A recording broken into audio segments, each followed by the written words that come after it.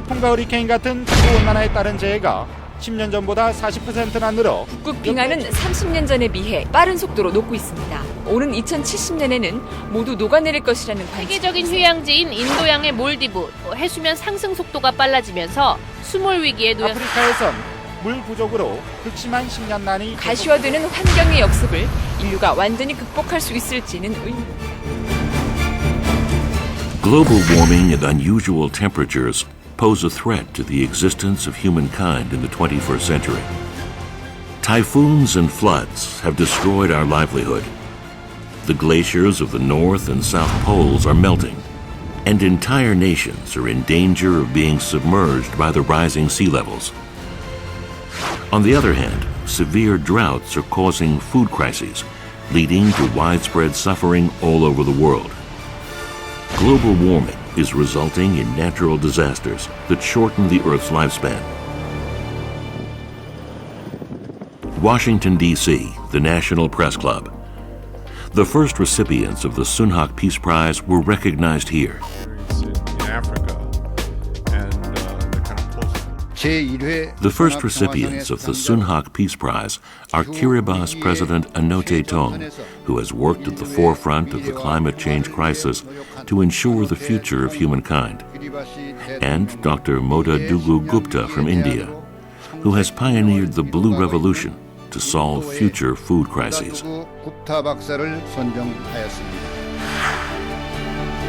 The first recipients of the Sunhak Peace Prize are Kiribati President Anote Tong and Indian marine biologist Dr. Modadugu Gupta. How have these two individuals contributed to world peace?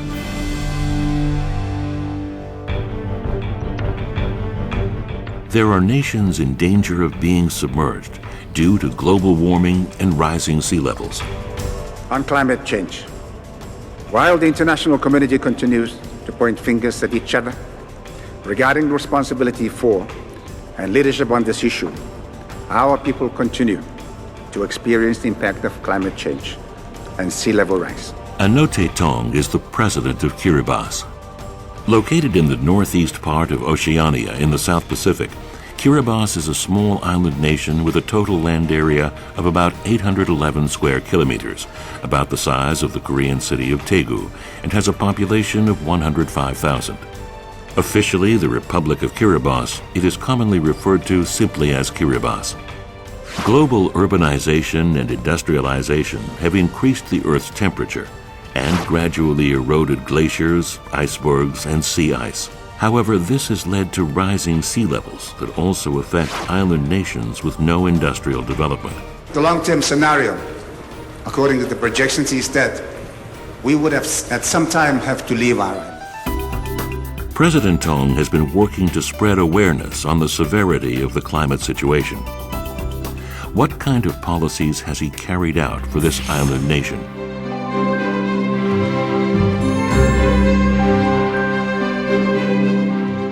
The small South Pacific island nation of Kiribati is said to experience the first sunrise of the day.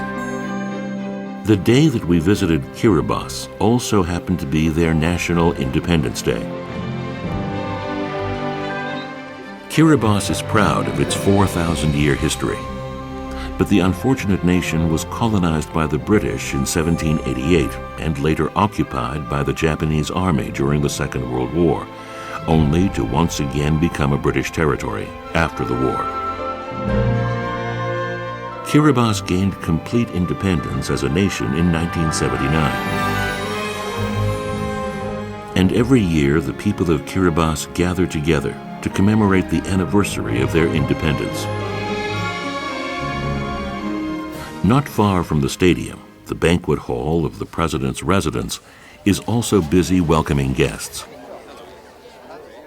President Anote Tong was elected in 2003 and has been serving as president for 3 terms. Delegates from various nations have also gathered here at the president's seat to congratulate the Kiribati people. On behalf of our gracious host this evening, His Excellency the President Anote Tong and the First Lady Benedict Meme Tong, I would like to welcome you all to State House. I'm the Benedict Melody. Maori is a traditional Kiribati greeting. I'm sorry, I'm a bit deaf this evening. I'm the better Maori. Maori! That's more like it. Thank you very much. What kind of significance does the Independence Day anniversary hold for the 5th Kiribati president? This morning, again, I want to say that it's the journey that we have taken over the last 36 years has been, sometimes we do believe that the challenges are far greater than what we can handle. But I can assure you, there is always a solution if we would simply take the time and the opportunity to look for the solutions. Kiribati is a nation that has suffered for years, but their pain continues. Composed of 33 atolls and a beautiful ocean, Kiribati, though poor, is a quiet nation with an abundance of fish. The tropical forests and fruit trees have provided these simple people with a peaceful life. However, their happy lives are being disrupted by the rising sea levels. Scientists have warned that Kiribati will become the world's first nation to vanish underwater. In 2005, the entire nation was paralyzed by a typhoon that left a trail of destruction in its wake. Approximately 300 oceanfront homes were flooded. The citizens were unable to evacuate in time, and the villages became islands within the island. I'll show you, I had the wall here initially, and so that was destroyed by the very high tides in 2005. And I built this quite some time back, over the years, and that was destroyed. So I rebuilt it. And this one was destroyed in 2005. Thanks to President Tong's swift actions and emergency relief, the nation was able to regain stability. However, they have not been able to stop their current situation from worsening. It was only a matter of time until the water breached the seawall. The flooded homes were not easily restored. Livestock was swept away, and the power never came back on. For quite some time I did not sleep because I had no solution to a problem that nobody has a solution to. What happens to us as a people in the future? Do we disappear as a culture? And so these are the issues that keep me awake. The small villages were isolated for a period of time.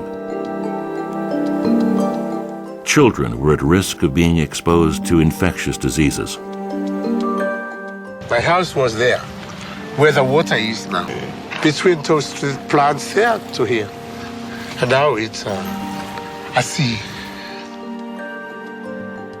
They say that today it will be much higher than yesterday. So now we are expecting these classrooms to be flooded, some of the houses to be flooded. Even our neighbor here will be flooded as well. It's a wasteland, This country and its government had no means to help the flood victims. While innocent children play on the banks as if on a playground, the waters continue to rise. Eventually, the moment people were dreading arrived. In 2010, Kiribati was hit by another typhoon.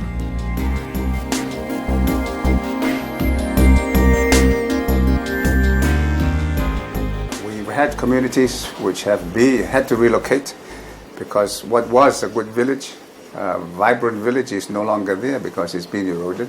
And we are seeing a lot more of this happening, more frequency. The long and expansive coastline that Kiribati has taken pride in has been pushed 30 meters inland. At this rate, Kiribati will be completely submerged within 50 years. What was once a beach became the sea.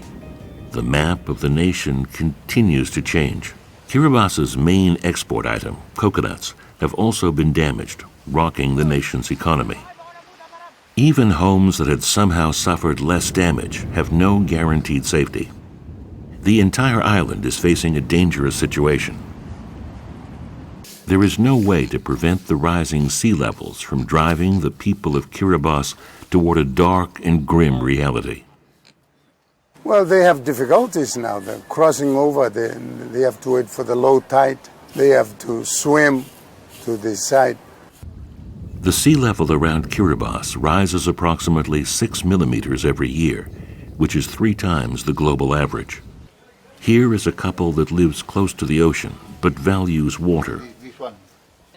Water levels in wells have been falling and mixing with salt water. The salt water cannot be used for drinking or cooking, but it is used for laundry and showering.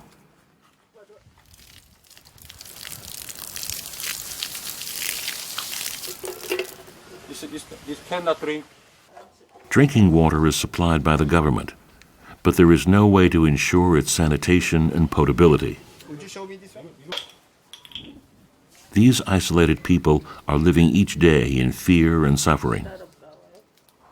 Climate change is affecting even their eating habits. The Kiribati people are left relying on canned goods and processed foods, and more people are going without food. These people and children have become climate change refugees, in dire need of some sort of help. Over half of the Kiribati people make a living in the fishing industry. However, it has become harder to catch fish, and the fish themselves have decreased in size.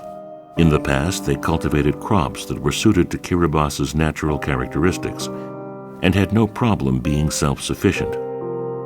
However, rising temperatures and sand permeating the fields has rendered it difficult to grow and cultivate fruits and vegetables. The waves, the sea has broken into the freshwater pond. And so it's contaminated the freshwater lenses, destroyed the crops. And so the livelihood of people is being very directly affected. This store is important to the people of the fishing village, but most of the products are imported goods. There is hardly any fresh produce from their own land. It's possible to purchase fruits and vegetables, but these are also imported and very expensive. Climate change is making an already poor nation into an even poorer one. Will the conditions of Kiribati's capital, Tarawa, be any better? Half of the population resides in Tarawa. What is the life of an average family living outside of the flooded region? Even the capital is suffering from the water shortage, and housewives have taken to closely managing the precious water. Until when did you drink this kind of water? Well, I think like more than 50 years ago, they still drink the water. For now, it's just using for shower. That's the only thing we use it for. And washing laundry.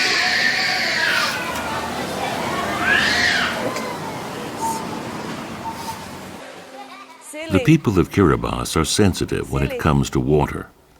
Most families have received storage tanks from the government.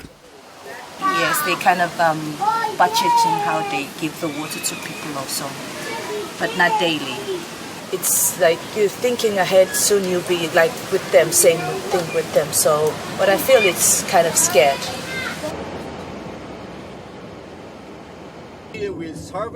An ambassador from India was invited to the presidential office to help solve the main issues facing the people of Kiribati.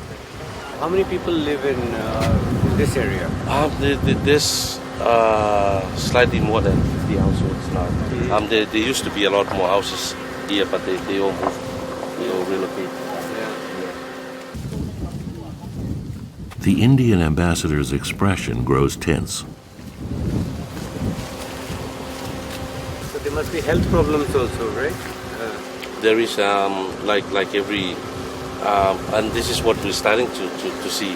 The sort of trends, like when there's spring tide or flooding in areas, there's outbreak of diarrhea. To try and correlate, the impact on health, and when there's something happen, and how does health sector respond to this type of event? To stop, wave over topping, because there's a seawall in front of you. Oh, yeah. It's very high, as you can see. The sand is too far, but That ship was a bit down there, crashed to the seawall. And when was this wall? It's always been here. When I was a small boy, it was here. Yeah. Australian Commissioner. Thank you. Thank you. I think the leadership of Kiribati is very enlightened. They understand that the question is about the future of the country itself. Excellency President Anote Tong has been speaking at United Nations and other international organizations and meetings, and he's been talking about a life and death issue for Kiribati. President Tong lives in the official presidential residence with his 12 grandchildren, and in his spare time, this simple president goes to the beach to catch fish with them. With the increasing floods and rising waters, the presidential residence will no longer be safe and sound. We have to. If we didn't build the seawalls, this will be entirely eroded. We got the high tide coming next month, and I'm waiting to see what further damage will happen. And so it's going to keep happening until we put into place some major defensive programs. UN Secretary General Ban Ki-moon has also visited Kiribati. A young child asked, Mr. Secretary General, you're in charge of this world organization. Is there anything you can do to ensure that we will survive in the future? So the Secretary General has been a very strong advocate ever since. I'm very grateful to him for putting climate change on the top of the international agenda. It was not, and I've been struggling very much to try and put it on top of the agenda, but nobody cares. It's not relevant. As the Kiribati people's very existence is threatened, they continue to struggle to establish countermeasures. The seawall is invaluable to Kiribati's people. Mangrove trees are also used as a natural seawall. With no funding to import cement, this is the best alternative. The mangroves you can see in the background here, they were planted a couple of years ago, I think 3 or 4 years ago. The mangroves is, of course, a soft measure of protecting the coastline. They grow very, very slow, but eventually, once they matured, they could greatly kill the power of the waves. So it protects the coastline. However, just a few years after being planted, the mangrove trees aren't functioning very well as a seawall. Seawalls is very expensive, and we don't have that resources to do that. So planting mangroves along the coast here is our own way of protecting our coastline. Many areas of Kiribati have already disappeared underwater. The children of this vanishing nation are in danger. I'm afraid of my own country because sea will rise soon. It will cover my country. I really love my country, and I love all the people in my country. And so, could you please help my country? Kiribati is in danger of being swallowed up, and its people are suffering. But the government is unable to find a solution. President Tong has appealed to the UN. Mr. President, on climate change, while the international community continues to point fingers at each other regarding responsibility for and leadership on this issue, our people continue to experience the impact of climate change and sea level rise. Representing his people and their suffering, President Tong's UN presentation sparked concern within the international community.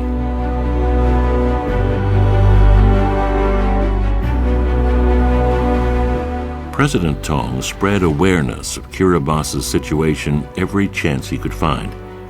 But there weren't many countries that showed their support for the small island nation. But President Tong was determined to save his people, because their dire situation required the attention and investment of the international community. The clock is ticking. Every year we delay, the greater the damage, the more extensive the human misery. President Tong received the precious opportunity to speak on the effects of climate change on human beings at the Geneva Conference. I'm very happy to be here. The long-term scenario, according to the projections, is that we would have at some time have to leave our islands. He expressed the suffering of the Kiribati people who have become climate change refugees. That's exactly what we need today. It's climate justice for the climate refugees who will be lost all because of industrialization and the overexploitation, which is not their own doing. The participants finally started to pay attention. President Tong, could you pick up on that particular point? Give us some ideas. Put them on the table here. Okay. I've got some ideas. In fact, we've already started programs in collaboration with the governments of Australia and New Zealand. New Zealand currently takes in 75 of our people on an annual basis as migrants. They're picked at random. If each country of this world would do that, I think we would solve our problem. Right, let's pick up on more ideas. From that day on, President Tong felt a renewed sense of hope. The innocent climate change refugees of Kiribati had managed to gain the support of the international community. The Kiribati Institute of Technology began to teach the citizens to use professional equipment and technology that will be required once they emigrate to other countries. After receiving training for a certain period of time, students are invited by other countries as legal immigrants. This is the beginning of what President Tong has emphasized as migration with dignity. And Australia is going to be a big place for us. Also, it's going to be a big attachment as well for us. No, that's true. Oh, miss my culture, of course.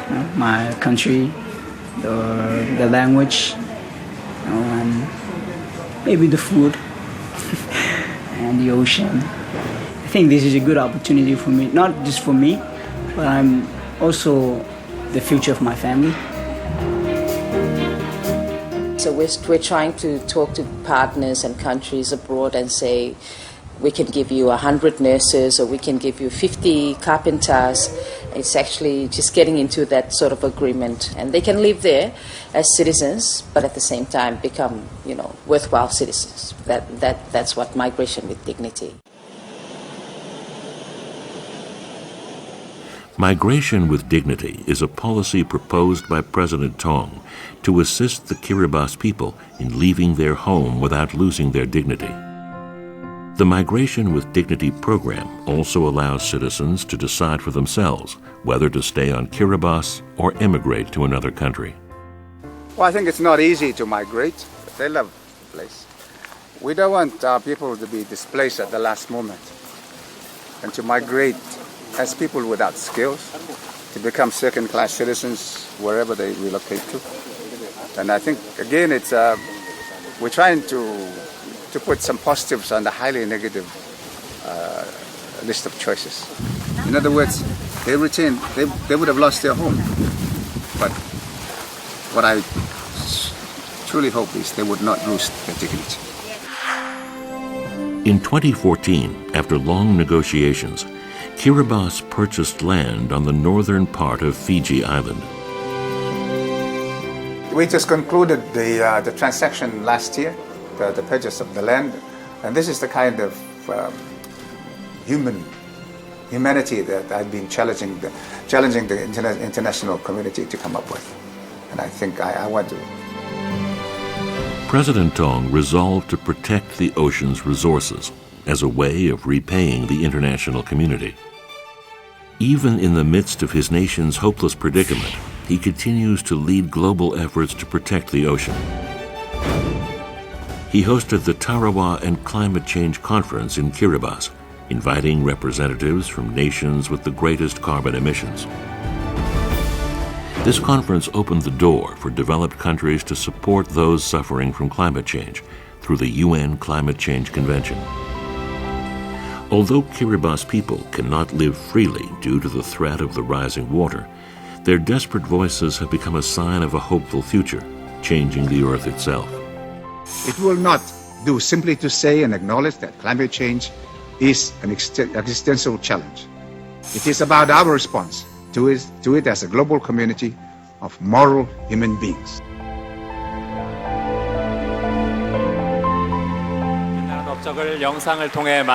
Now that we have seen their accomplishments, the founder, Dr. Hak Ja Han, will present the awards.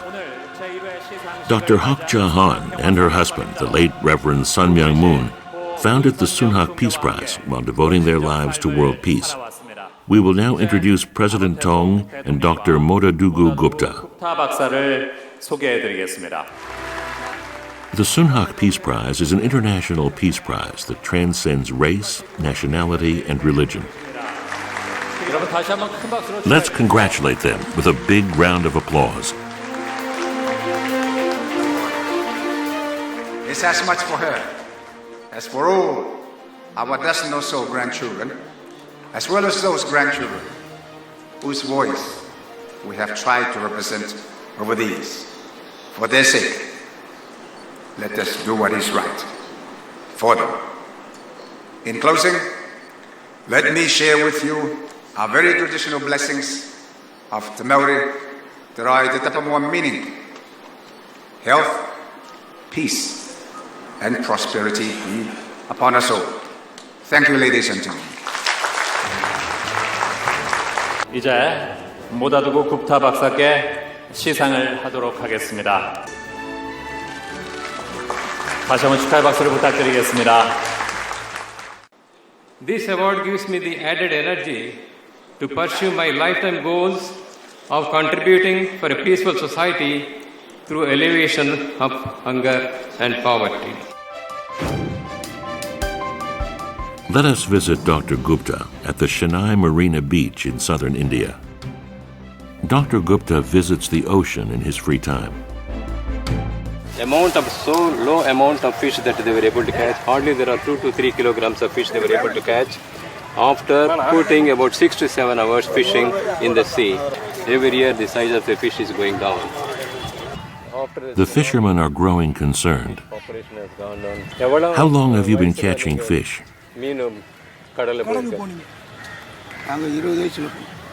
20 years. Climate change has caused a decrease in catch volumes. Is it because recently fish could not be caught? While recently catching fish has been difficult, it is difficult to determine the exact amount of fish caught. Some days it might be 200 kilograms, and other days not even one would be caught. Well, being born and brought up in a coastal village, we used to go to the beach and see the fishermen coming. Then I thought the technology has developed so much. Is there not in a way to help this poor fishermen to make a better living? So that encouraged me to get into this field. Global urbanization and industrialization is causing global warming to continue, which is the principal factor in climate change. Half of the global village is experiencing strange temperatures that have brought about a severe food crisis. To improve the lives of impoverished people, Dr. Gupta has devoted his entire life to designing the Blue Revolution and dedicating it toward improving fish farming. Southern India, the Tamil Nadu Fisheries University Research Lab.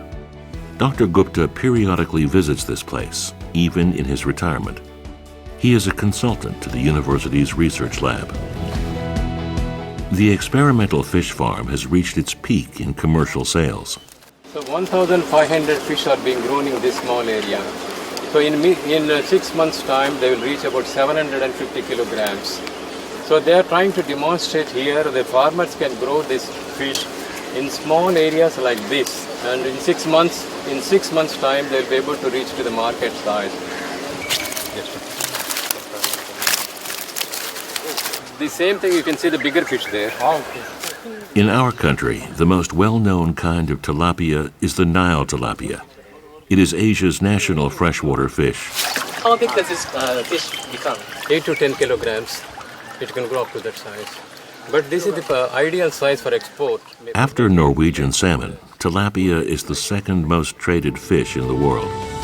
In 1962, Dr. Gupta began working at the Indian Council of Agricultural Research. After Dr. Gupta visited farming sites and experimented with a new fish farming method, he began to witness a phenomenal six-fold increase in the output of fish.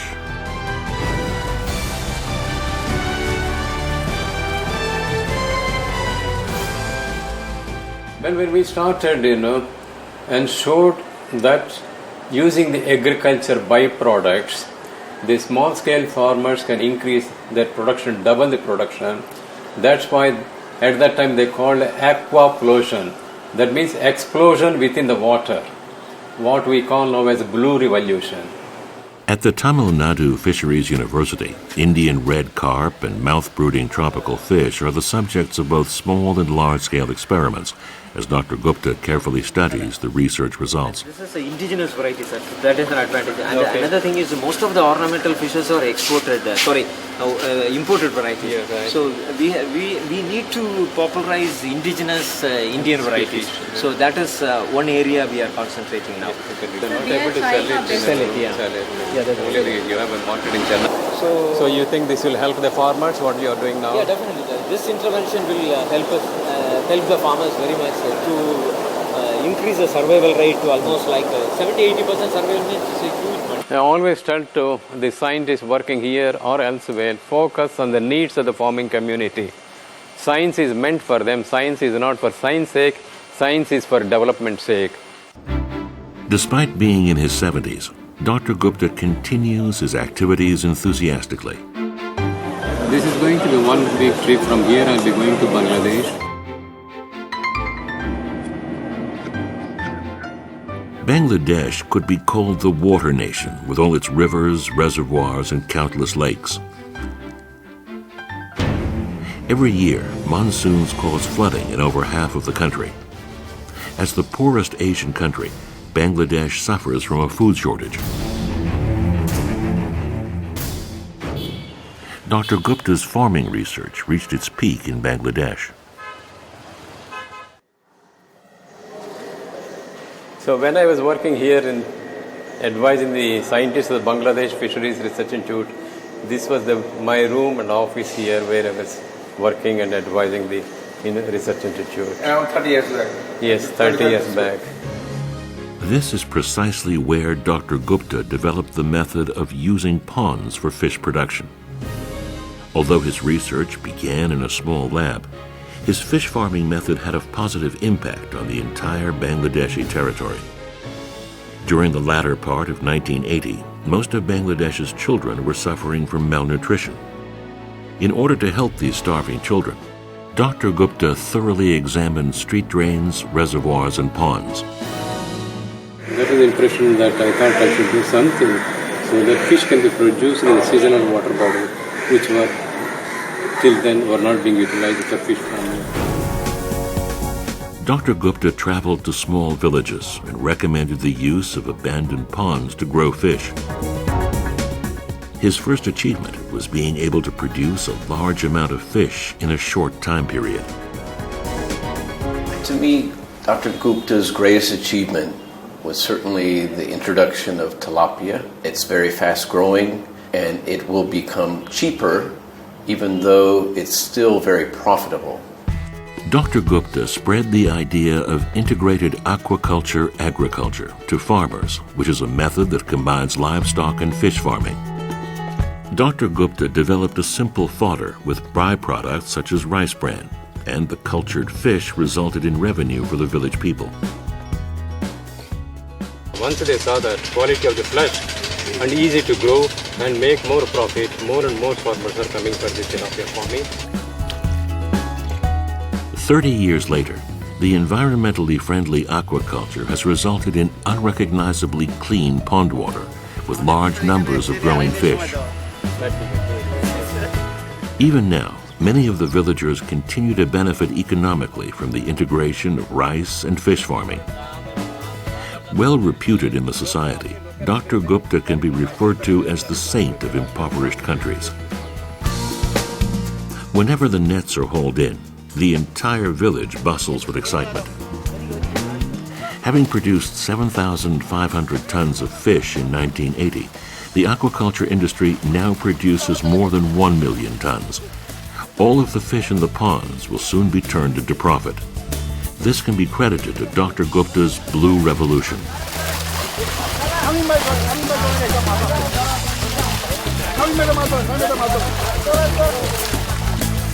The owner of this farm is a young man. What kind of fish is this? Rohu, they call it. Rohu? It's a carp. This is also a carp. There are 3 types of carps here. This young man inherited the pond from his parents. I used to study at the university, but then I started fish farming. I want to expand the fish farming areas. We need farmers like him, more farmers like him, so that they'll be able to contribute to poverty eradication and food security. Freshwater fish hatcheries can be found here in Bangladesh. This is tilapia. Now this is ready for transport to be purchased by the farmer to stock in the ponds for growing to the table-sized fish. These young fish will be readily supplied to farmers.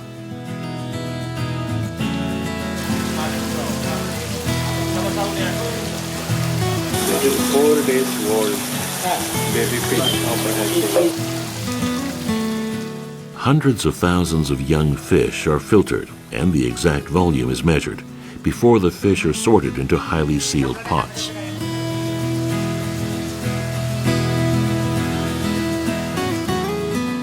Once the farmers release the young fish into the pond, the fish farming process begins. Fish are purchased at fish markets all over Bangladesh. People buy and sell fish on the streets or from their cars. Merchants are enthusiastically at work here at the Jessore Fish Market. Before they knew it, aquaculture and fish farming had provided a foundation for them to revive the country's economy. About 300 people work here at the fish market. We supply fish to areas all over Bangladesh and are also exporting them now. This is another small village that has found success with fish farming.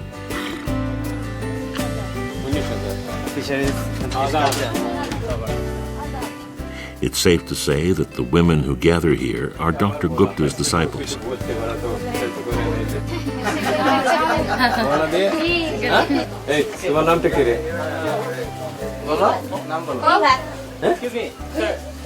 তুমি স্কুলে যাচ্ছ? কোন ক্লাসে পড়তেছ? 60% of fish farmers are female. So they say that their income has nearly doubled after they have taken up to a scientific fish farming, and this extra income they're using for educating their children. In addition to that, they're able to eat more fish, more animal protein, and because of that they say their and their children's health is much better. As a result of women participating in fish farming, more than 500,000 ponds have been revived, and total fish production has increased by 80%. As a result, Bangladeshi children's overall growth has improved. When I was younger, there were days when we didn't have food to eat, so we went hungry. But now we can eat whenever we want. We can choose from many varieties of fish, and we also have many vegetables. News of pond fish farming and its success spread rapidly, and now thousands of Bangladeshi women are utilizing this method. This is the home of a woman who has reaped economic benefits from fish farming in abandoned ponds. By selling the fish raised in the ponds, she was able to expand her house and buy more land. As a result, she started to receive recognition both within her family and from the surrounding community. These women have figured out a way to earn a substantial income. Women who have experienced gender discrimination and been disregarded have gained economic strength thanks to fish farming. I now have money for my children's education. We are living with much more stability than before. Children study hard to get into the university. buying books and reference materials without any burden. আমি একটু ভালো পড়াশোনা করতে চাই জি আমার একটা চাকরি বাকরি দরকার ইঞ্জিনিয়ারিং করতে আর কি পড়াশোনা And what is your dream? Diploma engineer. Diploma engineer. He wants to become a... যেটা খুব ভালো আমাদের আগে সংসার ভালো ছিল না তা মাছ চাষ করে এখন আমাদের ফ্যামিলিতে খুব ভালোই দেখা যাচ্ছে The villagers gather together to harvest the fish. কি মাছ চাষ করছিলেন রুই কাতল মিগেল কার্পু ঘাস কাপ মিনার কাপ তো এগুলা সিলভার কাপ চাষছিলেন যে ও কতদিন হইছে 2 মাস হইছে 2 মাস The villagers take turns harvesting the fish.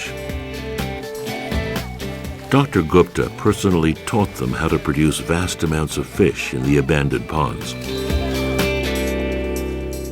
His fish farming technique has become a source of happiness for the villagers. They can further improve their fish farming techniques, further increase their fish production, further increase their incomes, and better their nutrition, and come out of the poverty.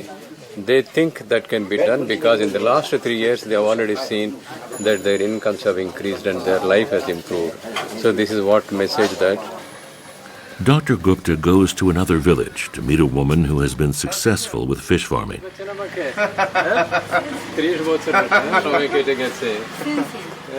This is Begum Jaida. He's a farmer who worked with me. We did research with her 30 years back. Now she owns this pond. At that time, her house was a thatched small hut. Now you see a permanent. So all this money she has made from the fish farming and able to improve her lifestyle. She's been a very successful fish farmer. She had been living in a thatched house with a single room along with her 7 children. But after learning fish farming, their living situation greatly improved. Just by looking at this well-appointed house, you can see that she is well off financially. Fish farming has completely changed this woman's life. 30 years ago, Begum Jaida lived in poverty. She was an ordinary housewife, but she was able to break free from an impoverished lifestyle. She worked harder than anyone else raising fish and was able to produce great results in less than a year. Fish farming wasn't easy back then, but now I am glad that I have been doing it. With my income, I had my daughters married, built this big house, and made other ponds. Different types of fish thrive in Begum Jaida's pond. She has over 20 grandchildren who will continue her legacy in supporting fish farming. These children who have grown up observing fish farming are bringing this technique to their own generation.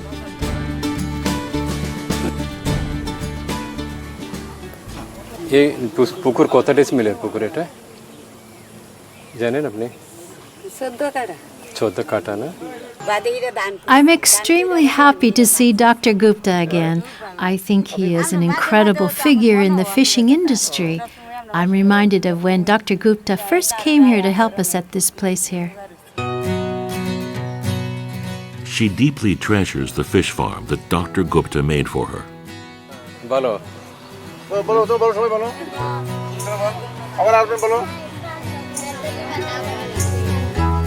Dr. Gupta goes to see women's civil rights activist Angela Gomes. Yes, how are you? Here are some flowers. We are so happy that you received such a prestigious award. We women are also gaining courage. At that time, Dr. Gupta and Angela worked together for the sake of women who had no economic benefits. They had convinced the government to arrange for poorer female farmers to lease abandoned ponds. This relationship with the fishing industry became a turning point for women's rights. In 1999, Angela Gomes received the Magsaysay Award, which is also called the Asian Nobel Peace Prize. Women, they have no rights for the land or property land. They have no right. Well, Dr. Gupta gave us the name of the woman there was written, there's a registration from the government for the woman name, the shelter sanctuary. Then it was the woman name. Then their confidence was increased. While leading an NGO, Angela Gomes has helped over 20,000 women receive job training. I got married 34 years ago. Since then, it was very difficult. I was hit several times by my husband. At that time, my son was 5 years old, and I said that we should leave the house because begging on the street would be better than living here. I raised fish and sold them at the market. I also owned some chickens and ducks, so I sold their eggs at the market as well. This is how I support my family. Because of this, my son was able to receive a good education. He received his master's degree and is now married. Unlike their miserable pasts, these women are now able to testify about their happy lives. They stop the fishes into them, they manage them very well, more scientifically with the help of this NGO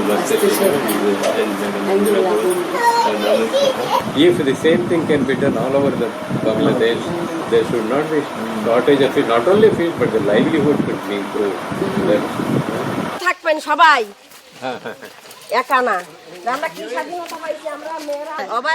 I reported on how the organization was doing and how it was being managed, and I then received the Ministry of Home Affairs Award. The mayor also gave me an award. Because of Dr. Gupta's influence, there is an increasing trend in the number of female fish farmers. Yeah, I have been seeing them back after nearly 20 years. In fact, I was very happy to see the progress that they have made. I'm very, very happy. They remember me, I remember them, and the progress they have made makes me very happy.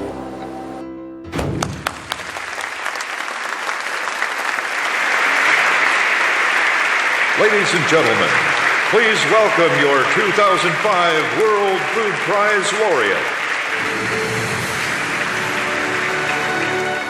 I consider this as a recognition of the importance of fish in the nutritional security of the poor people in the developing countries. Thank you all. Dr. Gupta's contribution as the pioneer of the Blue Revolution was recognized worldwide. Dr. Gupta has developed the fishing industry to combat the food crisis and increase jobs within the fisheries population. His efforts have improved the lives of numerous impoverished people, reaching areas in Northeast Asia, across the Pacific, and in Africa. Dr. Gupta's devotion toward eliminating poverty centered on teaching others how to fish, rather than simply giving fish to the impoverished. His method has become a new solution to this generation's food shortage predicament.